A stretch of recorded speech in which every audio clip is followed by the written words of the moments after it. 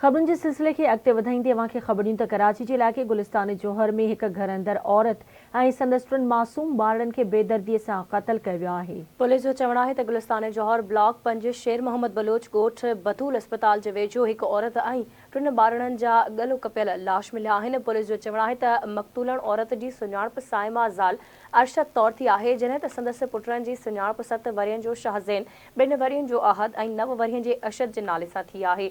Police जो चवणु आहे त औरत जो मुड़ुसु केबिल जो कमु कंदो आहे, जेको वाक़े वक़्तु घर में मौजूदु न हो। मक़तूलनि जा लाश अस्पताल मुंतक़िल करे घर जे मालिक अरशद खे जांच लाइ हिरासत में वठी केस दाख़िल करे छॾियो आहे।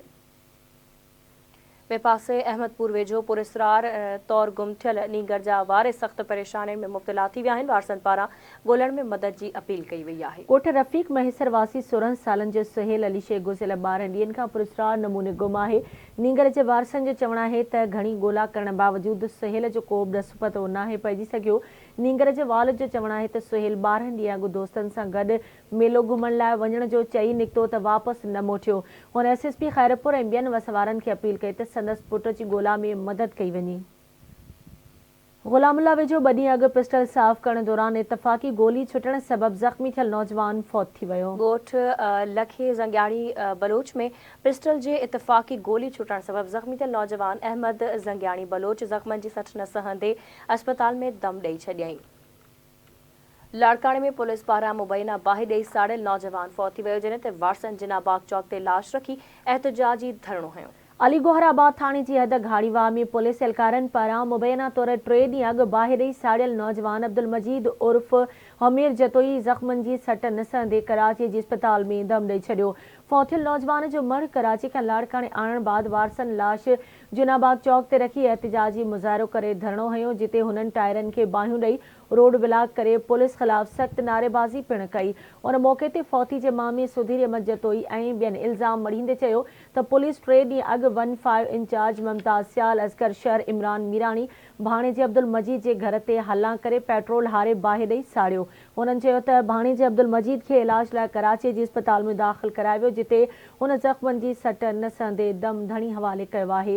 एहतजाज कंदड़नि मुतालबो कयो त DIG ऐं SSP लाड़काणो नोटिस वठी मुलविस पुलिस एहलकारनि ख़िलाफ़ कार्रवाई करे इंसाफ़ कनि, ॿी सूरत में एहतजाज जो दायरो वधायो वेंदो।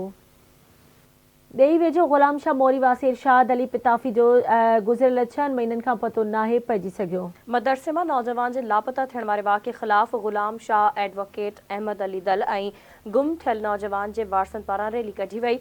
एहतजाज कंदड़ ग़ुलाम रसूल पिताफ़ी, एडवोकेट अहमद अली दल, ख़ुदा बख़्श रायमू ऐं ॿियनि धरणो हयो। मुज़ाहिरीन जो चवणो त नौजवान खे गुम थिए 6 महीना थी विया आहिनि, जंहिंजो हिन वक़्त ताईं पतो नाहे पियो। हुननि हुकूमत, चीफ जस्टिस, IG सिंध खां मुतालबो कयो त गुम थियल नौजवान जो पतो लॻाए बेचैनी ख़त्म कई वञे।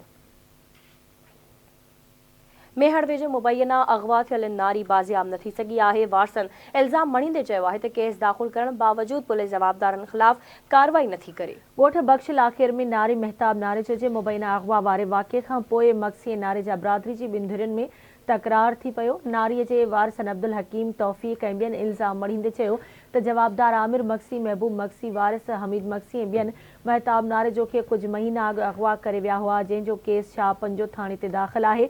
उन्हनि चयो त जवाबदार बासर आहिनि। पुलिस जवाबदारनि ख़िलाफ़ का बि कार्रवाई न पई करे ऐं केस तां हथ खणण लाइ हिरासत कयो पियो वञे।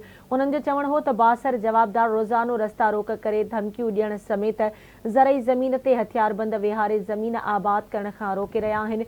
हुननि घुर कई आहे त नारीअ जे अगवा केस में नामज़द जवाबदारनि खे गिरफ़्तार करे महताब नारे जो खे बाज़ियाब कराए तहफ़ुज़ फराहम कयो वञे।